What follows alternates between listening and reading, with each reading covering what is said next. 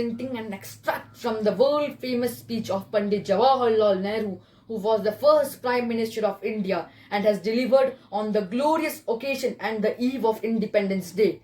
On 14th August 1947 midnight, he had popularly gone down on the pages of history as Tryst with Destiny. Long years ago, we made a tryst with destiny, and now the time comes when we shall redeem our pledge, not wholly or in full measure, but very substantially. At the stroke of midnight hour, when the world sleeps, India will awake at the life and freedom. A moment comes which comes rarely in history, when we step out from old to new, when an age ends, when the soul of a nation, long suppressed, find utterance. It is fitting that at the solemn moment we take the pledge of dedication towards the service of India and her people to the still larger cause of humanity. We end today a period of ill fortune and that India discovered herself again.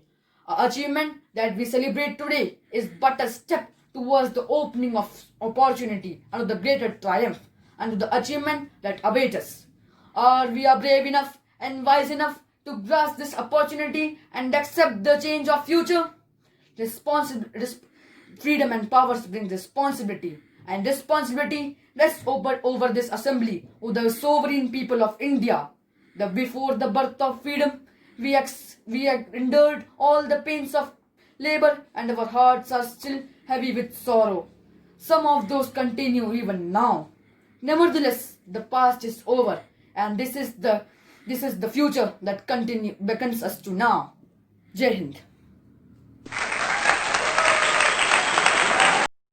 I am going to present the great speech delivered by George Graham Best. He was a US senator and lawyer. Once he represented in court a man whose dog was killed by another man. He addressed the court and won the case. The speech is titled Tribute to the Dog, and it goes like this. Gentlemen of the jury, the best friend a man has in the world may turn against him and become his enemy. His son or daughter that he has reared with loving care may prove ungrateful. Those who are nearest and dearest to us may become traitors to their faith. The money that a man has, he may lose. A man's reputation may be sacrificed in a moment of ill-considered action.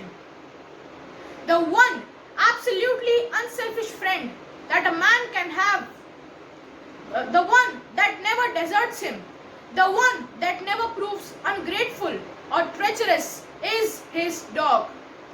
A man's dog stands by him with prosperity and in poverty, in health and in sickness. He will kiss the hand that has no food to offer. He will lick the wounds and sores of his master that are caused due to the roughness of the world. He guards the sleep of his pauper master as if he were a prince. When all other friends desert, he remains. Yes, he remains. If fortune drives the master forth an outcast in the world, friendless and homeless, the faithful dog asks no higher privilege than that of accompanying him, to guard him against danger, to fight against his enemies.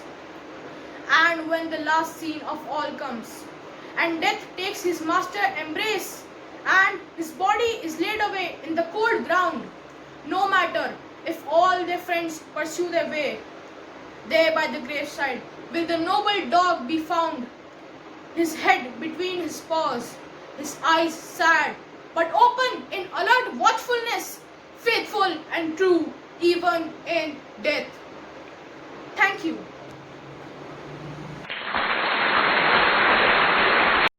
Today I am going to deliver a speech by Martin Luther King Jr.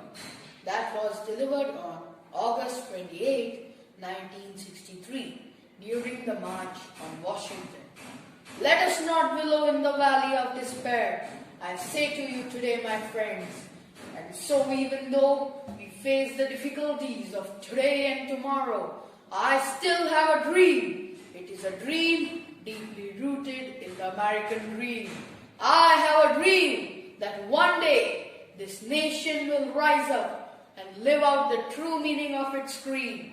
We hold this truth to be self-evident, that all men are created equal. I have a dream that one day on the red hills of Georgia, the sons of former slaves and the sons of former slave owners will be able to sit down at the table of brotherhood.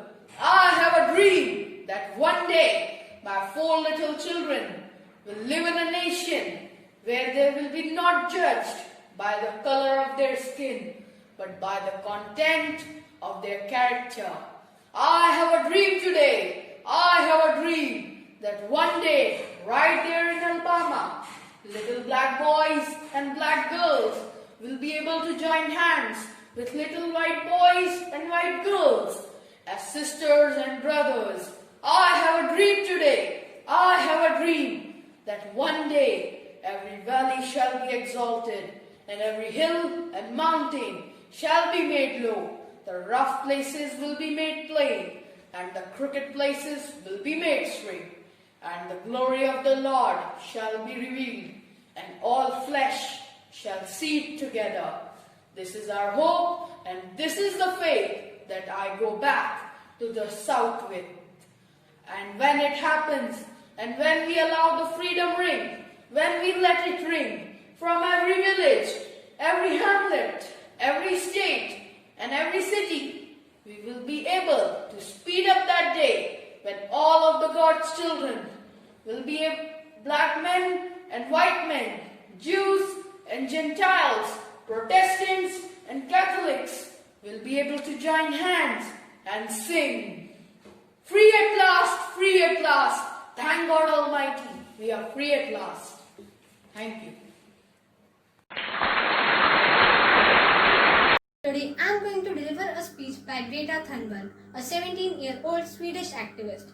She began protesting on 20th August 2018 and has also won many awards. She is known for her works against climate change. This speech was delivered by her on 21st September 2019 in the UN Climate Summit in New York, which says, "My message is that we'll be watching you. This is all wrong. I shouldn't be up here. I should be back in the school on the other side of the ocean. Yet, you all come to us young people for hope? How dare you? You have stolen my dreams and my childhood with your empty words. And yet, I'm one of the lucky ones.